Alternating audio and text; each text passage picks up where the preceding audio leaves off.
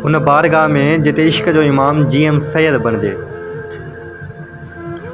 उते कीअं लबकुशाई कयां जो असांजे मुर्दा वजूद में ज़िंदगी जे शऊर जो रूह फूकींदड़ असांजो काल के अवतार असांजी कुवत गोयाई पाण खणी आयो।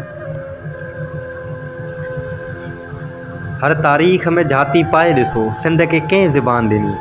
ए तारीख़ तूं ॿुधाए त उहो सन जो सादो सूदो शरीफ़ मासूम ऐं फ़रिश्तनि जहिड़ो मिज़ाज रखंदड़ साईं जी.एम. सैयद हो, जंहिं हिन गूंगी गांव जहिड़ी सिंध खे ॻाल्हाइणु सेखारियो। 50 खां मथे सहीफ़ा लिखंदड़ सिंध जे हिन पैगुंबर जो रुतबो कंहिं बि ऋषि साधू संत वली ओतार ऐं गौस कुतब खां घटि न आहे।